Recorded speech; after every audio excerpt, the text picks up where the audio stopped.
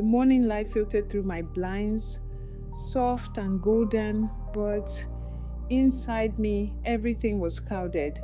It was the Friday before my wedding, less than 24 hours to the day I was supposed to become someone's wife, but my heart was tangled in chaos. After last weekend with Daniel, my ex, I had deleted his number. I knew I had to. The memories, the emotions, the chemistry, it was all too much. I was trying to do the right thing. John, my fiancé, was everything a woman could ask for. Stable, kind, present.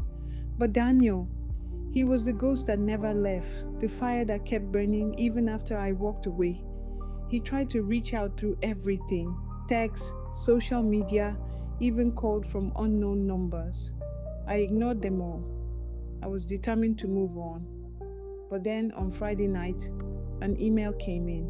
No subject, just his name. I hesitated for a moment before opening it. And when I did, I couldn't breathe. It was like he poured his soul into every line. He wrote about knowing my body chemistry, the way I hold my breath when I'm unsure, the way my pupils dilate when I'm turned on, the subtle tremble in my hand when I try to hide my feelings. He remembered everything, too much. And the worst part, my body remembered too.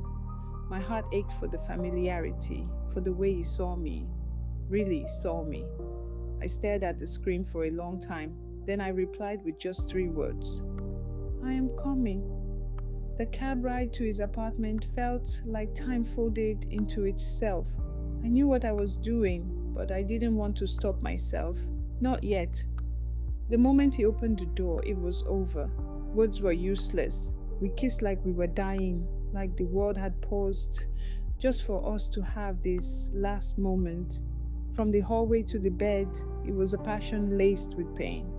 There was nothing rushed about it. He paid attention to every detail, the way only someone who's memorized you can.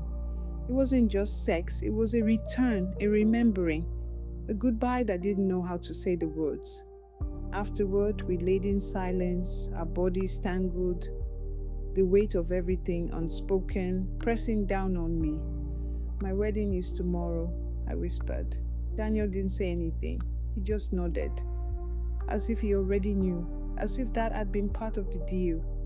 I showered in his bathroom, water washing away the guilt, but not the ache.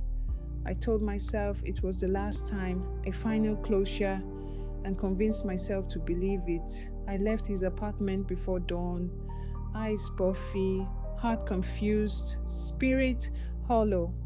I begged God in the middle of the night to forgive me, to help me close this door forever. Saturday morning came, my wedding day, laughter, makeup brushes, excited family everywhere. In moments, I let myself believe I was okay, that I could walk down the aisle and seal the life I'd been building with John.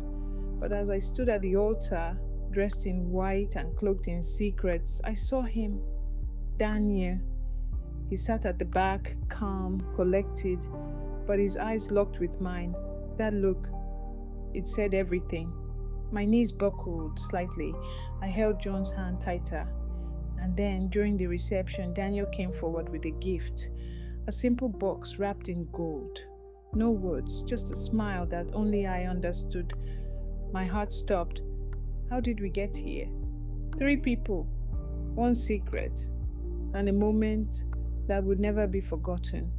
This was our secret between me, him, and God. And though life would move forward, a part of me would always be back in that room with him on the night before I said I do.